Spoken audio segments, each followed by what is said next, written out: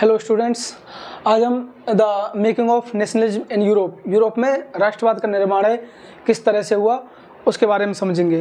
तो सबसे पहले क्या है कि यूरोप है 18वीं सेंचुरी के समय, 18वीं शताब्दी के समय डिफरेंट टाइप के छोटे छोटे स्टेट्स हैं, उनमें डिवाइड था, उनमें बटा हुआ था। उनको डचेज, किंगडम, साम्राज्य और कैंटोन्स में डिवाइड था। ये क्या थे? ये कुछ छोटे छोटे हिस्से हैं, ठीक है। ऐसे 4-5 बड़े कंट्री थे, उनकी डायनेस्टी है, उसका क्या है रूल था। जैसे कि फ्रांस है, ऑस्ट्रिया हंगरी है, रसिया है, ओटोमन टर्की है। ये तो कुछ बड़ी कंट्री थी। इंग्लैंड है वो बिल्कुल अलग था, आइलैंड था एक तरह से, तो वो यूरोप की पॉलिटिक्स है उसमें बहुत कम इंटरफेयर कर रहा था। लेकिन बाकी जो यूरोप है वो इन 4-5 बड़े जो पावर हैं या कंट्रीज़ हैं, उनके अंदर छोटे छोटे इसमें कैंटोन्स, किंगडम और डचेज मतलब छोटे छोटे हिस्से हैं, राज्य कह सकते हैं, डिस्ट्रिक्ट कह सकते हैं, उनमें क्या है ये डिवाइड था। एग्जाम्पल के लिए ऑस्ट्रिया हंगरी है, वहाँ हैब्सबर्ग डायनेस्टी शासन कर रही थी। हैब्सबर्ग डायनेस्टी वंश, हैब्सबर्ग वंश कहाँ पर? ऑस्ट्रिया हंगरी में। ऑस्ट्रेलिया नहीं, ये क्या है? ऑस्ट्रिया। यूरोप का एक कंट्री है, अभी भी है प्रेजेंट टाइम में, पहले भी था। ऑस्ट्रिया और हंगरी अब दो अलग अलग देश बन चुके हैं ये, उस समय एक ही कंट्री थे, ऑस्ट्रिया हंगरी। हैब्सबर्ग डायनेस्टी, इसके अंदर कुछ कुछ यूरोप के कुछ हिस्से उसने ले रखे थे, जैसे कि उस समय जर्मनी था ही नहीं, इटली था ही नहीं। लैंग्वेज बोलने वाले थे, जैसे जर्मन लैंग्वेज बोलने वाले स्टेट्स हैं, इटालियन लैंग्वेज स्पीकिंग स्टेट्स हैं, उन पे इन्होंने कब्जा किया हुआ था। अब जैसे कि हंगरी है, तो हंगरी है ये ऑस्ट्रिया हंगरी के अंडर में ही आ रहा था, और हंगरी है उसकी जो लैंग्वेज है वो थी मगियार। आज भी यहाँ की लैंग्वेज है मगियार। कहाँ की? हंगरी की। हंगरी अब एक इंडिपेंडेंस कंट्री बन गया ये। अब यहाँ पर 50% पॉपुलेशन है वो मगियार लैंग्वेज बोलने वालों की थी, बाकी है वो 50 हैं अदर लैंग्वेज बोलते थे। ईस्टर्न यूरोप की जो लोकल लैंग्वेज हैं, डायलेक्ट्स बोलते थे। तो ये सारा पूरा रीजन है ऑस्ट्रिया के अंदर में आ रहा था, तो दोनों को मिलाकर ऑस्ट्रिया हंगरी बोल रहे थे। उसके अलावा जो इटालियन एरिया हैं, ठीक है, जिसमें आ गए लोम्बार्डी, वेनेसिया, ये किसके अंडर में आ रहे थे? ये इटालियन लैंग्वेज स्टेट थे, यहाँ इटालियन लैंग्वेज भाषा बोली जाती थी, और किसके अंडर में रहे थे? ऑस्ट्रिया हंगरी में। तो पूरा ऑस्ट्रिया हंगरी ऐसे ये एग्जाम्पल के रूप में समझा रहे हैं किस किस तरह से डिवाइड थे। ऐसे ओटोमन टर्की है, ओटोमन टर्की ने साउथ ईस्ट जो यूरोप है उसके कंट्री हैं, जिसमें Yugoslavia, Bosnia, Serbia, Montenegro, Herzegovina, ये सारे जो कंट्री आते हैं प्रेजेंट टाइम में, सारे किसके अंडर में थे? ऑटोमन टर्की के अंदर में। तुर्की है उसके अंडर में। ऐसे ही हैब्सबर्ग है, उसके अंडर में बता रहे हैं कि लोम्बार्डी और वेनेसिया जहाँ इटालियन लैंग्वेज बोल रहे थे, ये भी इसके अंडर में था। इसका मतलब ये नहीं था कि वहाँ लैंग्वेज के बेसिस पे, प्रेजेंट टाइम में तो यूरोप की कंट्री वो लैंग्वेज के बेसिस पे बन गई, लेकिन उस समय क्या है, एक बड़े साम्राज्य थे और उसने छोटे छोटे एरिया हैं उनको अपने अंडर में ले रखा था। अब जैसे इंडिया का एग्जांपल ले लो, इंडिया मुगल एम्पायर हुआ, मौर्य साम्राज्य हुआ, गुप्त डायनेस्टी हुई। इन्होंने क्या, साउथ इंडिया में हिंदी नहीं बोलते, ठीक है, या संस्कृत मुगल एम्पायर है उस समय तो फारसियन ऑफिशियल लैंग्वेज थी, फारसी भाषा। लेकिन साउथ इंडिया के जो लैंग्वेज बोलने वाले स्टेट हैं, तमिल, कन्नड़, तेलुगु, मलयालम, वो भी उड़िया, गुजराती, मराठी, ये सारे किस्में मुगल एम्पायर के अंडर में थे। सेम ऐसे ही बड़े बड़े साम्राज्य हैं, उन्होंने छोटे छोटे लैंग्वेज बोलने वाले एरिया हैं उनको अपने अंडर में ले रखा था। और यही नेशनलिज्म स्टार्ट हुआ था, लैंग्वेज के बेसिस पे अपनी एक कंट्री बनानी है, क्योंकि बाकी तो वहाँ पर कोई ऐसी कोई समस्या थी नहीं, रिलीजन एक ही था, क्रिश्चियन। तो ये इसका एग्जाम्पल हो गया। गैलेशिया एक रीजन था, अब तो स्टेट आता है गैलेशिया। यहाँ पोलिश लैंग्वेज बोलने वाले थे, पोलिश। और ये किसके अंडर में आ रहा था? रसिया के। रसिया भी बहुत बड़ा एम्पायर था, ठीक है, खुद अपने आप में एक बहुत बड़ा कंट्री है। उसके अलावा भी इसने ईस्टर्न यूरोप के जो बाकी हिस्से हैं वो भी अपने कब्जे में ले रखे थे। अब जैसे जर्मन रीजन है, जहाँ पर जर्मन एरिया हैं, वो भी अलग अलग लैंग्वेज बोलने वाले ग्रुप के अंडर में थे, जैसे कि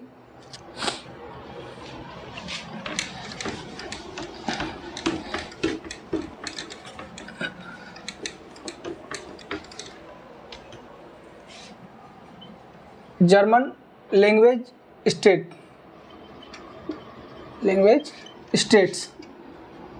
अब किसी पे किसने कब्जा जमा रखा था? किसी पर तो ऑस्ट्रिया हंगरी ने, किसी राज्य 39 स्टेट थे ऐसे, नेपोलियन ने इनको इकट्ठा कर दिया था, उनका कन्फेडरेशन बना दिया था। अब यहाँ किसी पर तो रसिया का कब्जा था, कुछ हिस्से फ्रांस ने ले रखे थे, कुछ हिस्से ऑस्ट्रिया हंगरी के अंडर में थे। जो तीन बड़े ओटोमन टर्की है उसकी यहाँ पर पहुँच नहीं थी, ठीक है, वो केवल साउथ ईस्टर्न जो यूरोप है वहाँ तक ही वो सीमित था। कुछ एरिया इसने ऑस्ट्रिया ने ले लिए। अब इसमें एरिया था जैसे टायरोल, आल्प्स रीजन में आता है, आल्प्स माउंटेन है वहाँ पर इटली में, और ये इटालियन ग्रुप है उनके अंडर में आ रहा था। बोहेमिया स्टेट है इसका, ये ऑस्ट्रिया ने अपने कब्जे में ले रखा था। तो ऐसे जर्मन लैंग्वेज बोलने वाले जगह हैं, वो अलग अलग कंट्री हैं, उन्होंने अपने कब्जे में ले रखे थे। सुदेतनलैंड,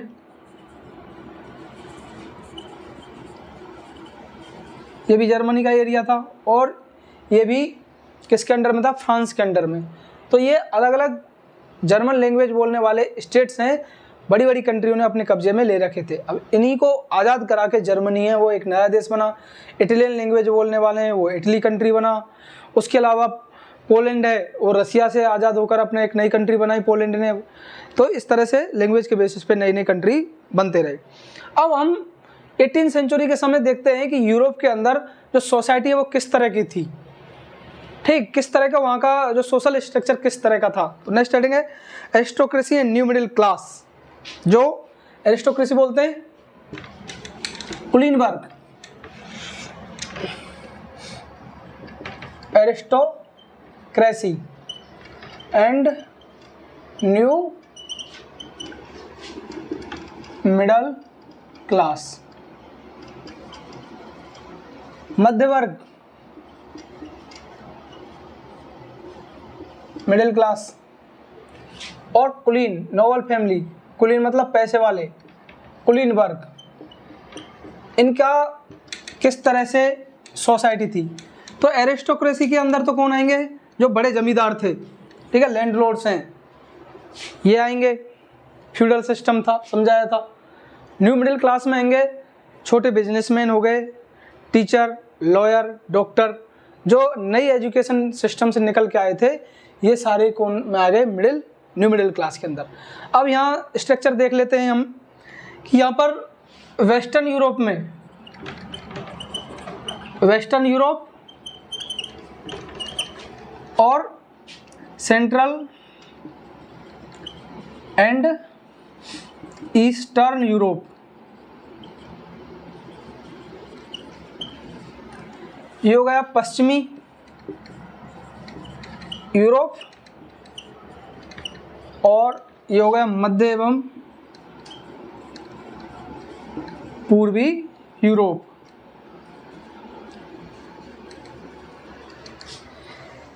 यहाँ पर जो स्मॉल फार्मर थे पश्चिमी यूरोप में, खेती है, जैसे फ्रांस आ गया इसके अंदर, ठीक है, फार्मर्स और टेनेंट्स, उनसे टैक्स लिया जाता था, ये देखने को मिलते थे पश्चिमी यूरोप में। मेनली इसमें फ्रांस की बात की जा रही है क्योंकि फ्रांस बहुत बड़ा था, स्पेन, पुर्तगाल हैं, वो भी इसके अंदर आते हैं। तो यहाँ जो टैक्स कलेक्ट किया जाता था या खेती दी जा रही थी वो छोटे किसानों को डायरेक्ट दे रखी थी और उनसे टैक्स कलेक्ट करते थे, ठीक है, जो लैंड लॉर्ड्स हैं, और वो फिर बड़े राजा है उसको देते थे या चर्च है वहाँ पहुँचाने का काम करते थे। लेकिन सेंट्रल और ईस्टर्न यूरोप के एरिया जहाँ ऑस्ट्रिया हंगरी हैं वहाँ पर सर्फ सिस्टम था, सर्फ, इसको बोलते हैं भूदास, जमीन के दास, स्लेव थे, ठीक। अब सर्फ का मतलब है कपड़े धोने वाली सर्फ नहीं है, सर्फ मतलब जहाँ सिस्टम था ईस्टर्न यूरोप में, ऑस्ट्रिया हंगरी, ऑटोमन टर्की हो गया और रसिया, यहाँ पर क्या कर रखा था उन्होंने, बड़े जमींदार, जमीन उनकी खुद की थी अपनी, और उन्होंने जो छोटे क्लास के लोग हैं, निम्न वर्ग के लोग हैं, उनको मतलब फ्री में काम करवाते थे, उनसे केवल खाने के लिए और कपड़े पहनने के लिए दे दिए, बाकी सारे काम उनसे करवा रहे थे। इस सिस्टम को बोलते हैं सर्फ सिस्टम, सर्फडम। ये ईस्टर्न और सेंट्रल यूरोप में था 18वीं सेंचुरी के समय, और पश्चिमी यूरोप में फ्रांस मेनली, क्योंकि फ्रांस में एजुकेशन थोड़ी ज़्यादा फैल गई थी। ब्रिटेन का हम इसमें ज़्यादा एग्जाम्पल नहीं लेंगे, क्योंकि ब्रिटेन इस समय कहाँ लगा हुआ था, अफ्रीका और एशिया की कंट्री उनको गुलाम बनाने में 18वीं सेंचुरी के समय।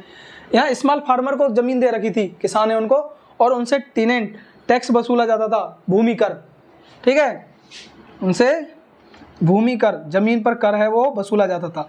ये सोसाइटी थी यूरोप की 18वीं सेंचुरी के समय, 18वीं सदी के समय।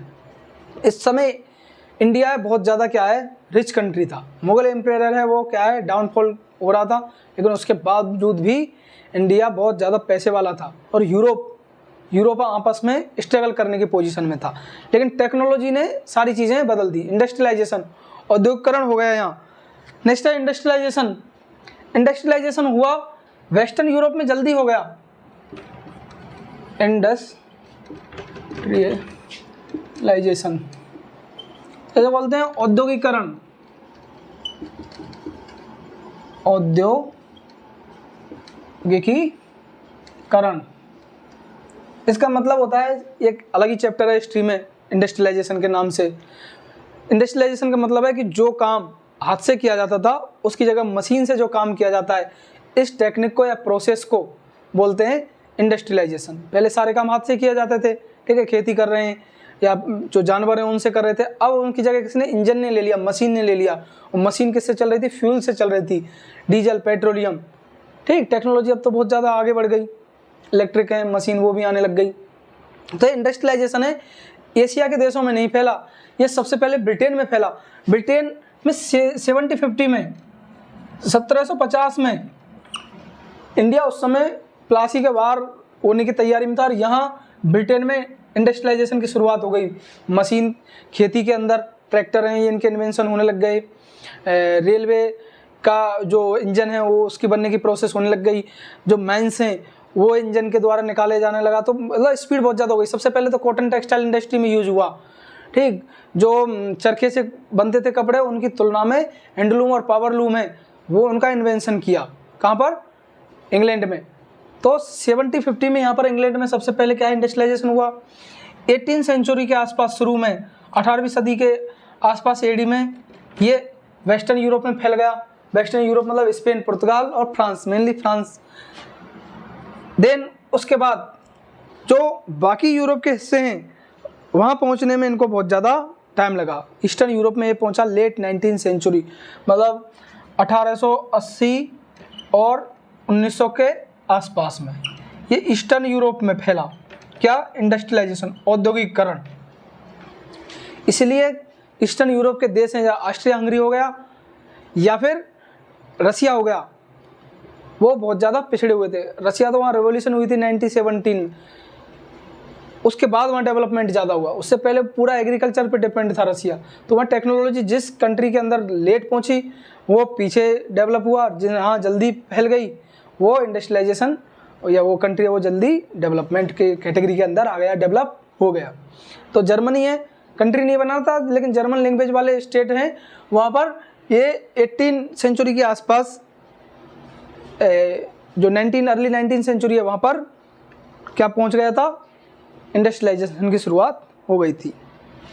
तो एक पहला ग्रुप है, इसके बारे में पढ़ लिया हमने, एरिस्टोक्रेसी, कुलनबर्ग कैसा था वहाँ पर। दूसरा पढ़ते हैं, दूसरी जो सोसाइटी थी उस समय की, लिबरल नेशनलिज्म।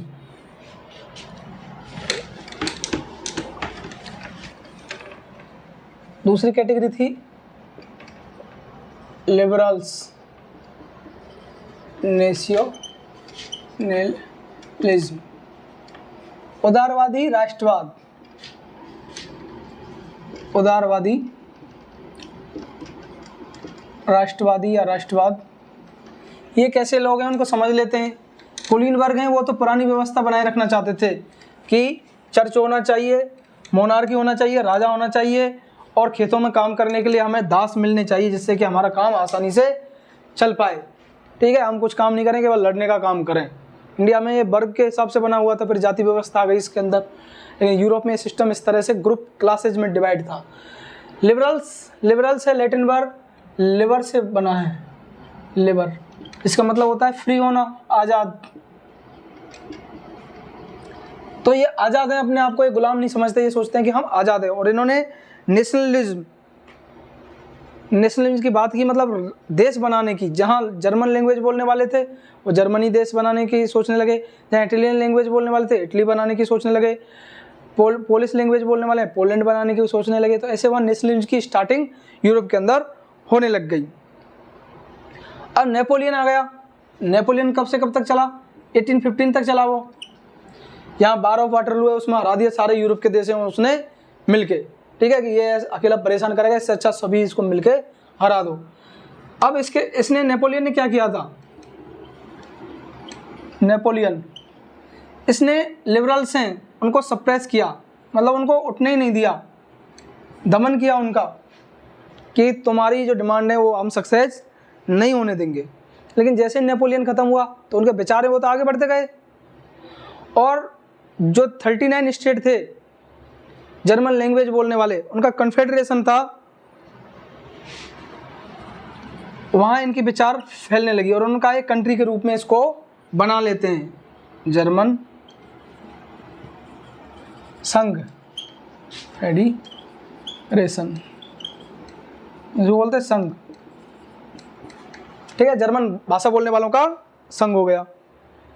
इसके बाद ये चाह रहे थे कि इकोनॉमी है उसमें क्या है, रिफॉर्म हो, इकोनॉमी पुरानी तरीके से नहीं हो, टेक्नोलॉजी आए और इम्प्रूवमेंट हो, जो फ्यूडल सिस्टम है उसको ख़त्म किया जाए, दास हैं जो खेती के अंदर फ्री में काम कराते हैं वो ख़त्म किया जाए, ये सारी चीज़ें थी। उसके अलावा इनकी मांग थी कि जो अलग अलग जगह, जैसे जर्मनी के अंदर एग्जाम्पल दिया है, जर्मनी में क्या है कि वहाँ अलग अलग जगह टैक्स देना पड़ता था, उसको ख़त्म करके कम किया जाए। उससे क्या है, क्योंकि न्यू मिडिल क्लास और लिबरल्स में जो स्मॉल बिजनेसमैन है, छोटे व्यापारी हैं, वो भी शामिल थे। अब एग्जांपल के लिए दिया है इन्होंने 1833 में, जैसे जर्मनी के अंदर न्यूरेमबर्ग से सिटी है ये जर्मनी की, हैम्बर्ग टू न्यूरेमबर्ग, यहाँ जब जाते थे तो यहाँ 11 टैक्स देने पड़ते थे अलग अलग तरह के, और हर टैक्स 5% था। तो टैक्स टोटल मिला 11 तो कितने हुए, 55% हो गया।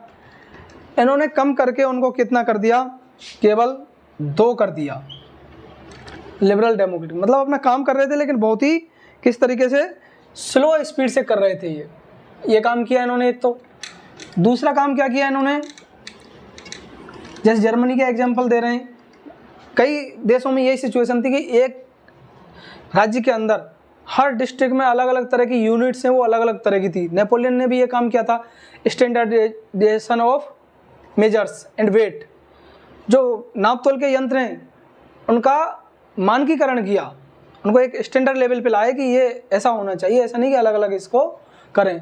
तो जैसे 1 मीटर है, अब इसमें दिया है जर्मनी का यूनिट थी, उसको एलए बोलते थे, ठीक है, कपड़े नापने की। तो 1 मीटर है, उसमें 100 सेंटीमीटर होने चाहिए। ये तो क्या है, मानकीकरण है, स्टैंडर्ड यूनिट्स हैं। लेकिन जर्मनी के अलग अलग सिटी हैं, वहाँ अलग अलग यूनिट थी।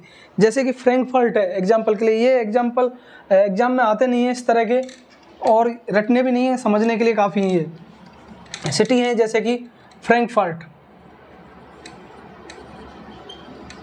फ्रैंकफर्ट में एक जो एलए है उसका मतलब था 40.6 सेंटीमीटर।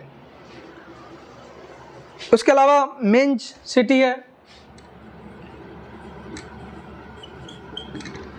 वहाँ इसकी यूनिट है वो हो रही थी 55.1 सेंटीमीटर। ये जर्मन लैंग्वेज बोलने वाले उस कन्फेडरेशन के पार्ट थे और सिटी थे अलग अलग, और उन 39 स्टेट में यदि क्रॉस कर रहे हैं, ठीक है, एक समझ लो इंडिया का, जर्मनी इंडिया का एक स्टेट है, उसके बराबर एरिया है। तो मेंज में इतना था और यूनिट अलग अलग थी, उससे बहुत ज़्यादा दिक्कत हो रही थी, ठीक है। इंडिया में पहले क्या है, वाट है, वो स्टैंडर्डाइजेशन नहीं था, तो क्या करते थे, पत्थर के बना दिए, कोई सामान है उसके बराबर तोल दिया, 1 kg के बराबर एक पानी तोल दिया, ठीक है, घी तोलते थे, तेल तोलते थे, या कोई खाने की चीज़ें उनसे फिर क्या है तोलने का काम करते थे। गाँव में कई जगह आज भी चलती हैं ये। मेन जो गया न्यूरेमबर्ग में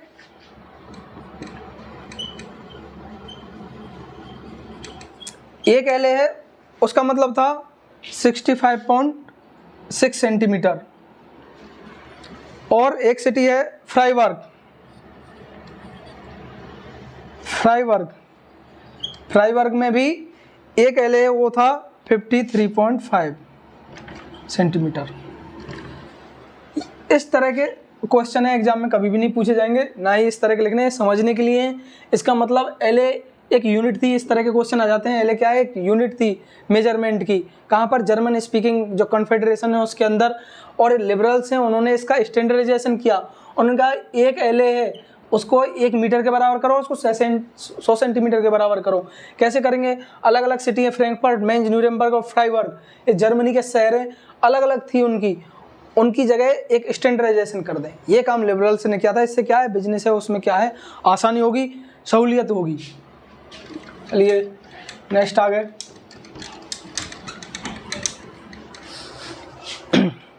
देन लिबरल्स हैं, इन्होंने 1834 में एक जर्मन स्टेट रहे, उनका एक ट्रेड के एक यूनियन बनाया, उसका नाम था जोलवेरिन,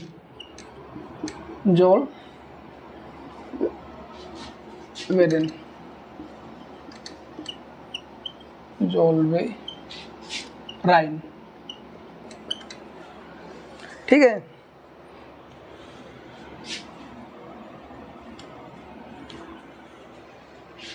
ये जोलवेराइन क्या था, एक यूनियन था, यूनियन ऑफ जर्मन स्टेट्स, और कस्टम के लिए था ये, टैक्स के ऊपर। पॉलिटिकल कॉन्फेडरेशन नहीं था, जो कस्टम्स हैं, टैक्स होता था उसके ऊपर था टैक्स। अब टैक्स है वो इन्होंने काफ़ी हद तक कम करवाए, और जो टैक्स थे पहले 30 तरह के टैक्स देने पड़ रहे थे, उनको कम करवा के इन्होंने केवल पूरे जर्मनी के अंदर 2 तरह के टैक्स देने पड़ते थे। नहीं तो हर स्टेट ने अपने अपने टैक्स लगा रखे थे, तो बिजनेसमैन उनको बहुत ज़्यादा नुकसान हो रहा था, उसको इन्होंने कम किया।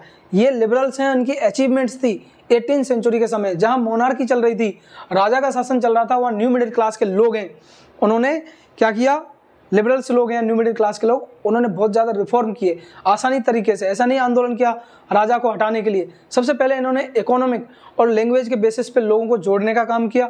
अपनी आइडियोलॉजी फैलाने के लिए क्या किया, अखबारें उनका सहारा लिया, ठीक है, पंपलेट छापे, किताबें छापी, पोस्टर छापे, और अपनी मीटिंग करते थे, सभा करते थे, और ये बात बोलते थे, मोनार्की के खिलाफ नहीं बातें करते थे, केवल किस तरह से हम लोगों को जोड़ने का काम करें, क्योंकि स्टेप बाय स्टेप आगे बढ़ते हैं।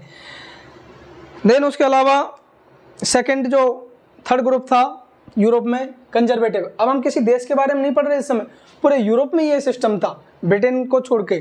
तो ब्रिटेन है वो आइलैंड के रूप में था, होने को वो यूरोप में ही है, लेकिन वहाँ की सोसाइटी थोड़ी जल्दी डेवलप हो गई। इसमें कंजर्वेटिव,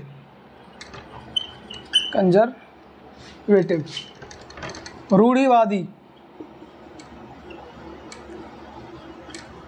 रूढ़िवादी कौन होते हैं, ये सडनली जो चेंज होता है उसका अपोज करते हैं, ओल्ड सिस्टम है उसको सपोर्ट करते हैं। रूढ़िवादी का मतलब मोनार्की सपोर्टर, राजा का साथ देने वाले, चर्च, पोप, फादर, ये सारे कंजर्वेटिव के अंदर आते हैं। चेंज चाहते हैं लेकिन बिल्कुल स्लोली, ठीक है, सडनली चेंज का अपोज करते हैं, नए आइडिया उनको एक्सेप्ट नहीं करते हैं, ये पुराना सिस्टम है वही बढ़िया है, इनको बोलते हैं रूढ़िवादी या कंजर्वेटिव। यूरोप में 18वीं सेंचुरी के समय इनकी क्या हालत थी या इनका क्या रोल था उसको सोचते हैं 1815 के बाद, 1815 के बाद, क्योंकि इसमें राजा का साथ देने वाले फ्यूडल सिस्टम जो उसके अंदर राजा के अंदर काम करते थे, सामंत, उनको इसमें शामिल करेंगे हम, ठीक। अब कंजर्वेटिव हैं, उन्होंने क्या है, नेपोलियन है, नेपोलियन को हरा दिया इन्होंने सभी ने मिलके 1815 में, 1815 में, और इन्होंने एक सम्मेलन किया पूरे यूरोप को मिलाकर। उस कॉन्फ्रेंस है, कांग्रेस बोला, उसका नाम था वियना, ऑस्ट्रिया उसकी कैपिटल थी, वियना कांग्रेस या वियना की संधि, वियना की संधि। Treaty of Vienna. ऑस्ट्रिया है यूरोप का, ऑस्ट्रेलिया नहीं ऑस्ट्रिया, उस ऑस्ट्रिया की कैपिटल है वियना, आज भी है। यहाँ पर एक क्या हुआ, सम्मेलन हुआ, और इस सम्मेलन में कुछ बातें डिस्कस की गई। कौन कौन सी बात डिस्कस की गई उसके बारे में हम देखेंगे। उन्होंने कहा कि जो पुरानी व्यवस्था है ना, जो नेपोलियन से पहले की थी या फ्रांस की रेवोल्यूशन से पहले थी, उसको दोबारा से रीस्टेब्लिश करना पॉसिबल नहीं है। इसमें कुछ पॉइंट हैं वो डिस्कस किए गए, क्योंकि अब लोग हैं उनमें एक तो इंडस्ट्रियलाइजेशन हो चुका है, टेक्नोलॉजी आ रही है धीरे धीरे, लोग पढ़ लिख रहे हैं, उनको लंबे समय तक ऐसे कंट्रोल करके नहीं रखा जा सकता, कुछ बातें उनकी एक्सेप्ट करनी पड़ेंगी। ये वियना कॉन्फ्रेंस में बात की गई। क्या करें तो फिर इसके लिए कुछ, लेकिन ऐसा नहीं है कि वहाँ उनको ही सरकार दे दें, डेमोक्रेटिक गवर्नमेंट बना दें, ऐसा नहीं। डेमोक्रेटिक जो लिबरल्स हैं, रेवोल्यूशनरी हैं, उनको कंट्रोल करना है, उनको कैसे भी जेल में डाल के, गोली चला के, मार के, कुछ भी करके उनको ख़त्म कर देना। फ्रांस में इस समय डेमोक्रेसी की स्टार्टिंग हुई थी 1789 में, लेकिन फिर वहाँ दोबारा से नेपोलियन ने मोनार्की स्टार्ट कर दी। अब 1815 के बाद क्या हुआ, 1815 में किया गया ये, इन्होंने सबसे पहले फ्रांस में restore Bourbon dynasty in France. France के अंदर बुर्बो वंश था, जैसे इंडिया में मुगल हैं उनका शासन था, तो बुर्बो हैं वंश, उसका शासन दोबारा से स्टार्ट कर दो। कहाँ पर, फ्रांस में। तब जाके ही, जैसे लुई जिस वंश से था उसी वंश के किसी कैंडिडेट है उसको वहाँ पर राजा बना दिया। पहली बात तो ये की गई। इसके अलावा फ्रांस है उसको कंट्रोल करना था, और उसका हेड है वो था ड्यूक मेटरनिक। जो ऑस्ट्रिया है उसका क्या था, चीफ मिनिस्टर था, उसकी जो मंत्री है, जो राजा है उसकी जो सभा थी, मंत्री परिषद थी, कैबिनेट, उसका चीफ मिनिस्टर था। उस चीफ मिनिस्टर में राजा है उसको बता रहा था वहाँ के राजा को, ऑस्ट्रिया के, कि फ्रांस बहुत ज़्यादा डिस्टर्बेंस कर रखा है और ये यूरोप के पूरे सिस्टम को क्या है, गड़बड़ करता है। और इसका कहना था कि जब फ्रांस है वो छींकता है तो बाकी यूरोप है उसको जुकाम हो जाती है। ठीक, when France sneeze the rest of the Europe caught cold, जो उसको कैच कर लेती है, किसको कोल्ड कर लेती है, पूरे यूरोप में। फ्रांस सबसे, ब्रिटेन है वो पावरफुल कंट्री था, लेकिन वो पूरे यूरोप से अलग था। वो केवल जब बहुत बड़े लेवल पे डिस्टर्बेंस होता था यूरोप में तब एंट्री मारता था वो। ठीक है, जैसे हीरो आता है ना फिल्म में, बीच में गुंडे बहुत ज़्यादा ही बदमाशी कर रहे हैं तो अब हीरो आएगा उसको बचाने, सेम ऐसे इंग्लैंड एंट्री करता था। जैसे नेपोलियन कंट्रोल ही नहीं हो रहा था किसी से, सारे यूरोप के देश हरा दिए उसने, ब्रिटेन है उसको भी पकड़ने वाला था, फिर बाद में ब्रिटेन आया, फिर उस नेपोलियन का हरा के फिर वापस चला गया इंडिया और अफ्रीका के देशों को गुलाम बनाने के लिए। उसने कहा मुझे बिजनेस करना है, इन चीज़ों में कोई इंटरेस्ट ही नहीं है यूरोप में, तुम आपस में लड़ते रहो, जब कुछ ज़्यादा लड़ लोगे तब मेरी ज़रूरत होगी तो बता देना, मैं खुद आ जाऊँगा। फर्स्ट वर्ल्ड वार में आया था, फिर 1815 के बाद 100 साल के बाद ही यूरोप में एंट्री की इसने, ब्रिटेन ने। एक बार और उससे पहले आया था क्रीमिया के रूस के खिलाफ, उसके बीच में फिर बिल्कुल नहीं आया था। तो ये बोर्बो डायनेस्टी उसको रिस्टोर कर दिया। उसके अलावा फ्रांस है उसको कंट्रोल करने के लिए क्या किया, फ्रांस हो गया, इसमें नीदरलैंड है, नॉर्थ में एक नीदरलैंड बना दिया कंट्री, अब भी है, हॉलैंड बोलते हैं। और इसमें इंक्लूड कर दिया किसको, बेल्जियम को। बेल्जियम अब अलग कंट्री है बेल्जियम, ये नॉर्थ में कर दिया। जैसे फ्रांस है, उस फ्रांस को क्या है पूरी तरह से कंट्रोल करना था, तो इसके नॉर्थ में तो ये नीदरलैंड बैठा दिया कि यदि अटैक करेगा बड़े देशों पे तो बफर स्टेट बना दे, तो पहले इन पे अटैक करेगा, पता लग जाएगा, तब हम तैयार हो जाएंगे कि ये अटैक करने वाला है। डायरेक्ट अटैक कर देता है, नेपोलियन हो गया, कोई भी आ जाते हैं लिबरल्स, पूरे यूरोप को डिस्टर्ब करने लग जाते हैं, तो कंट्रोल करें। पहला काम ये किया नॉर्थ में। साउथ में क्या किया इन्होंने, जेनेवा है, अब तो इटली का एक शहर है, ये तो नॉर्थ में किया। साउथ में, फ्रांस के साउथ में जेनेवा एक सिटी है, उस समय एक स्टेट था, और उसमें एडेड कर दिया किसको, इटली का एक स्टेट था पीडमोंट, पीडमोंट उसको इसमें शामिल कर लिया, पीडमोंट में जेनेवा का। तीसरा काम ये वियना कॉन्फ्रेंस में मेटरनिक पूरी तरह से फ्रांस को कवर करना चाहता था, जिससे कि ये आगे क्या है, बदमाशी नहीं करे, ठीक है, डिस्टर्बेंस नहीं करे हमें। तो नॉर्थ में कंट्रोल कर लिया, साउथ में कंट्रोल कर लिया। उसके बाद जो वेस्टर्न यूरोप के जो कुछ हिस्से थे वो प्रूसिया को दे दिए, पर्सिया प्रूसिया, इसको प्रसा बोलते हैं हिंदी में। प्रसा उसको कौन से given western parts of Europe, Europe का जो पूर्वी हिस्सा है वो इसको दे दिया, किसको? प्रसा को। ये जर्मन स्पीकिंग सबसे बड़ा स्टेट था, बाद में इसी की लीडरशिप में जर्मनी वो कंट्री बनी, लेकिन इसको फ्रांस को कंट्रोल करना था। फ्रांस को कंट्रोल करने के लिए वेस्टर्न यूरोप के कुछ हिस्से हैं वो इसको दे दिया कि फ्रांस आगे नहीं बढ़ पाए, उसको रोकेगा तो पहले प्रसा लड़ेगा, फिर ऑस्ट्रिया हंगरी या रसिया इनका नंबर आएगा। ठीक, देन उसके अलावा नॉर्दर्न इटली है, उसको, इटली उस समय कंट्री नहीं था, नॉर्दर्न इटली है, उस पर कंट्रोल कौन करेगा? पहले फ्रांस कर रहा था, अब करेगा नॉर्दर्न इटली पे control Austria. Northern Italy would be control by Austria. Austria किसको करेगा? उत्तरी हिस्से को, इटली के। तो ये बहुत सारे चेंज किए गए। सैक्सोनी एक स्टेट था, ये किसको दे दिया? पर्सिया को। ठीक, सैक्सोनी दे दिया प्रूसिया को। ये बहुत सारे चेंज किए गए वियना कॉन्फ्रेंस के अंदर। और मेटरनिक है, ड्यूक मेटरनिक, उसने सोचा कि अब यूरोप में लंबे समय तक क्या है, शांति बनी रहेगी। और इसके अलावा जो पोलैंड है उसका एरिया है, किसको दे दिया? इवन टू रसिया। रूस को पोलैंड का हिस्सा दे दिया। उस समय पोलैंड कंट्री नहीं था ये, 1815 में। तो ये बहुत सारे चेंजेस किए गए। एक बार और रिपीट समझ लेते हैं इनको। नॉर्दर्न हिस्से जो पार्ट है फ्रांस का, वहाँ क्या किया गया? वहाँ पर नीदरलैंड एक नया कंट्री बनाया जिसमें बेल्जियम जो एक अलग कंट्री है उसको शामिल कर लिया। यूरोप के वेस्टर्न हिस्से हैं उसमें पर्सिया को दे दिए कंट्रोल करने के लिए फ्रांस को। साउथ हिस्सा है वो किसको दे दिया? जेनेवा को, जो इटली का एक क्या था?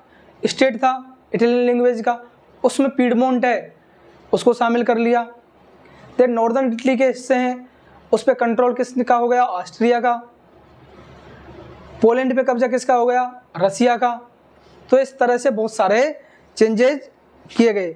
और सैक्सोनी जो बचा हुआ स्टेट था जर्मनी लैंग्वेज बोलने वालों का, वो प्रूसिया को दे दिया, क्योंकि प्रूसिया जर्मन लैंग्वेज बोलने वालों का सबसे बड़ा स्टेट था 39 में। ये बहुत ज़्यादा चेंजेस किए गए और ये सारे चेंज किए थे ड्यूक मेटरनिक ने। ड्यूक मेटरनिक, ठीक है, इसको बोलते हैं मेटरनिक। नेक्स्ट, ये तो हो गए 3 ग्रुप। पहले हमने पढ़ा था aristocracy and new middle class, दूसरे में लिबरल्स, और तीसरा हमने पढ़ा कंजर्वेटिव। और चौथा ग्रुप है उनको बोलते हैं रेवोल्यूशनरीज। रेवोल्यूशनरी हैं, उन्होंने क्या किया उसके बारे में समझ लेते हैं। कहाँ पर? रेवोल्यूशनरीज ने पूरे यूरोप के अंदर। अब रेवोल्यूशनरी हैं क्रांतिकारी, इंडिया में जैसे भगत सिंह, चंद्रशेखर इनको बोलते हैं, सुभाष चंद्र बोस।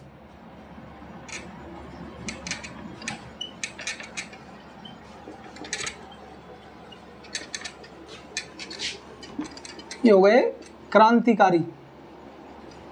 अर्ली 18 सेंचुरी में 1815 और 1830 के आसपास तक वहाँ पर किस तरह से ये काम कर रहे थे उसको समझ लेते हैं। तो इटली का रहने वाला था एक जिसका नाम था मैजनी, ठीक है, पूरा नाम था जोसेप्पे मैजनी।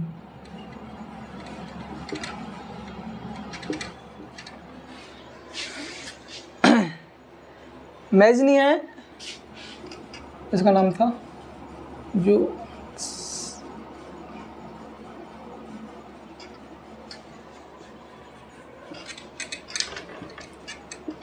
मैथ्सनी या मैजनी।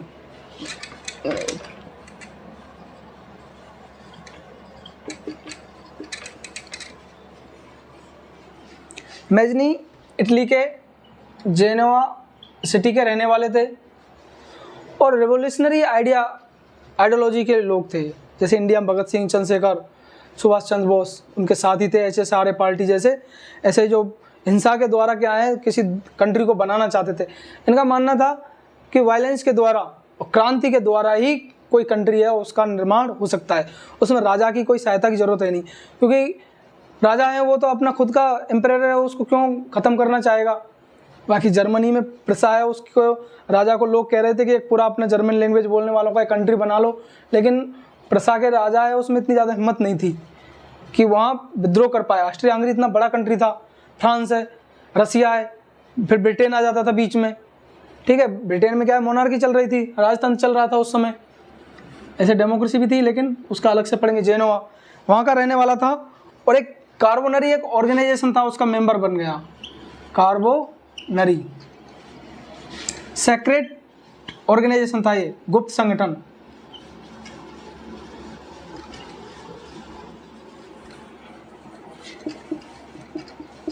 कार्बोनरी गुप्त संगठन उसका मेंबर बन गया कौन? मैथ्सनी, ज्योत्सेपे मैथ्सनी पूरा नाम था इनका, इटली के जेनेवा सिटी के रहने वाले। अब इसके बाद इन्होंने लिंगुरिया की एक रिवॉल्यूशन हुई थी, इटली में ही एक लिंगुरिया रिवॉल्यूशन, राजा के खिलाफ आंदोलन कर दिया इन्होंने। वहाँ के लिंगुरिया के थे, क्रांति की वायलेंस के द्वारा हथियार इकट्ठे कर लिए और उनको मारने के लिए या सेना है उससे सीधे लड़ गए। उसके चक्कर में इनको पकड़ लिया, पकड़ने के बाद इनको उस लिंगुरिया से या जेनोवा से बाहर कर दिया। तब इनकी एज कितनी थी? केवल 24 ईयर्स। ठीक है, तो इसी एज में ऐसे कारनामे होते हैं, बाद में बूढ़े हो जाते हैं 60-70 साल के, तो वो तो वायलेंस हथियार उठाएंगे नहीं, वो सोचते हैं कि अब कुछ साल के बाद ऐसे ही मर जाएंगे तो क्यों हथियार उठाएं, शरीर में जान ही नहीं रहती कि लड़ाई कर पाएँ। तो फिर वो क्या है महात्मा गांधी की तरह अहिंसावादी हो जाते हैं। लेकिन जो कम एज के होते हैं जैसे इंडिया में थे भगत सिंह, सेम ऐसे ही मैथ्सनी हैं, ये 24 ईयर के थे, क्रांति में शामिल हो गए, वायलेंस करने लग गए। राजा ने पकड़ लिया और उनको वहाँ से निकाल दिया, कहा तुम्हें क्या मारें, तुम बहुत छोटे हो, ठीक है पहले ढंग से उगलो उसके बाद तुम्हें सजा देंगे। अब चले गए ये, लेकिन जो क्रांतिकारी लोग हैं वो ज़्यादा दिन तक शांत नहीं रह सकते, उनको लंबे समय तक या तो उनको मार ही दो। ठीक है, अब डेमोक्रेसी में तो किसी को ऐसे बेवजह मार नहीं सकते, और सजा देने की अलग प्रोसेस है। मोनार्की में राजा को खतरा होता था, बिना कोई कोर्ट वोट कुछ नहीं, खुद ही अपने आप में कोर्ट होते थे वो, और सीधे फांसी पे चढ़ा दिए, मार दिए, गोली मार दी। तो इसको एक्सेल कर दिया। देन इसके बाद इन्होंने एक ऑर्गेनाइजेशन बनाया मैथ्सनी ने, जिसका नाम था young Italy and young Europe. Carbonari तो और किसी का ऑर्गेनाइजेशन था जिसका मेंबर था, फिर खुद ने अपने ये क्या बनाए, अपना ऑर्गेनाइजेशन बनाया कि मैं भी एक जैसे सेना इकट्ठी कर लेता हूँ और ऑर्गेनाइजेशन बनाता हूँ जिसमें नए नए युवा हैं उनको शामिल करूँगा और क्रांति करके इटालियन लैंग्वेज जो स्टेट्स हैं उनको आज़ाद कराएंगे, ऑस्ट्रिया से, फ्रांस से, स्पेन से, और फिर एक नया देश बना देंगे। तो इन्होंने 2 ऑर्गेनाइजेशन बनाए, young Italy and young Europe. ठीक, young Italy and young Europe, young Italy and young Europe. Europe तो पूरे देश के लिए बना दिया। ये तो बनाया था बर्न में, कहाँ पर आता है? स्विट्जरलैंड में। ठीक है, स्विट्जरलैंड की कैपिटल है ये, जो दुनिया का टूरिस्ट प्लेस है, सबसे खूबसूरत कंट्री है उसमें स्विट्जरलैंड, यूरोप में। उसकी कैपिटल है बर्न, और बर्न में इसने बना दिया यंग यूरोप की, यूरोप के सारे इकट्ठे हो जाओ मेरी संस्था में, जिस जिस देश में जो राजा शासन कर रहा है, ऑस्ट्रिया हो, फ्रांस हो, सभी को मार के और खुद अपना शासन चलाएंगे। यंग इटली, इटली वाले ने उनको कहा कि तुम इकट्ठे हो जाओ। ये बनाया था उन्होंने, मार्सेई जगह थी, मार्सेई लीज, मार्सेई जगह थी, वहाँ पर इन्होंने बनाया यंग इटली और यंग यूरोप। अपना ऑर्गेनाइजेशन बना लिया इन्होंने, राजा के खिलाफ क्या है आंदोलन करते थे।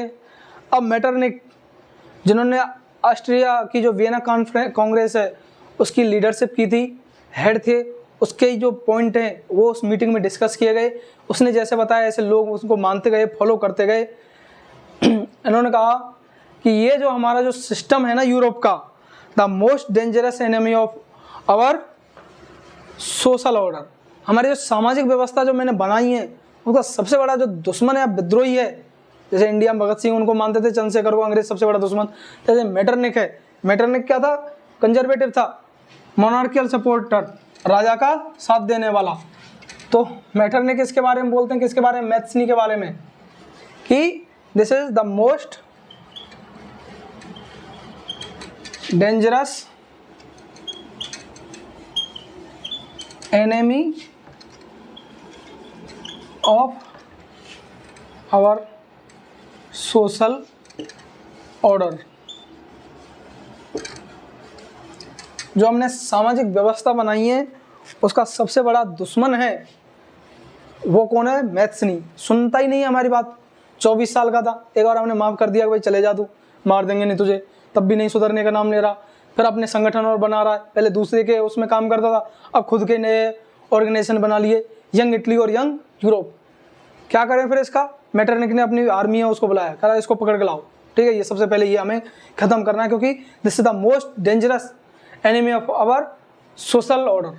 उसको ख़राब कर रहा है हमारी सामाजिक व्यवस्था को जो मैंने बनाई है, ठीक है। जो पॉइंट डिस्कशन किए गए थे, जैसे फ्रांस कर रहा था सेम, अब यहाँ फ्रांस में डिस्टर्बेंस नहीं हो रहा था, यहाँ शुरुआती इटली के यूनिवर्सिटी का एक व्यक्ति कर रहा था जिसका नाम था मैथ्सनी। कोई राजा नहीं था, जनता इसके साथ कम थी, लेकिन अपने क्रांतिकारी तरीके, रात को अटैक करता था, महलों में घुस जाते थे, राजा गर्दन काट दी, ठीक है, उसके छोटे वो सिपाही उनको मार दिया, ऐसे लूट लिया, उनका खजाना लूट लिया, इस तरह के काम करते थे, ठीक।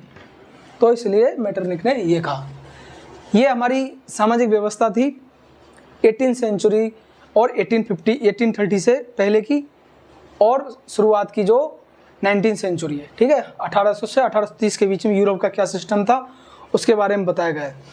आज की क्लास में हमने सबसे पहले यूरोप के बारे में पढ़ा। यूरोप में देश कैसे थे, 4-5 बड़े बड़े कंट्री थे, किंगडम थे, वो छोटे छोटे डचेज और कैंटन में बटे हुए थे, जैसे कि ऑस्ट्रिया हंगरी है, रसिया, फ्रांस और ऑटोमन टर्की। ये बड़े बड़े कंट्री थे जिन्होंने पूरे यूरोप के छोटे छोटे स्टेट हैं, लैंग्वेज बोलने वाले, उनको कैप्चर किया हुआ था। देन उसके बाद 1815 के बाद वियना कॉन्फ्रेंस में कुछ फ्रांस को कंट्रोल करने के लिए उसको चारों ओर से कवर कर दिया गया। नीदरलैंड, ऐसे कई नए देश बनाए गए, ठीक है। प्रिसाय उसको मजबूत किया गया जिससे कि हम प्रोटेक्ट हो पाएँ। लिबरल्स ने क्या किया, लिबरल्स ने जर्मन के जो टैक्स हैं, उनको इकोनॉमी है उसको आगे बढ़ाने का बहुत सारा काम किया, ठीक है, कि वहाँ इकोनॉमिकल रूप से रिफॉर्म होने चाहिए।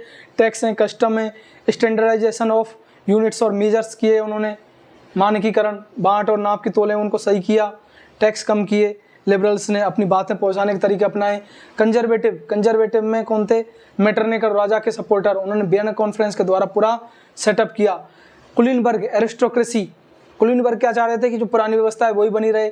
उन्होंने वहाँ पर यूरोप में सर्फ सिस्टम, दास बना रखे थे, छोटे किसान हैं उनसे पैसे वसूलते थे फ्रांस, वेस्टर्न यूरोप में।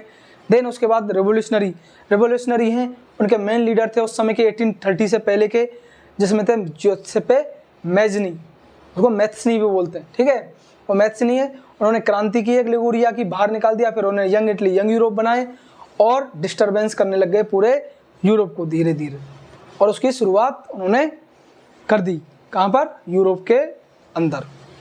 बाकी हैं नेक्स्ट क्लास है उसमें पढ़ेंगे।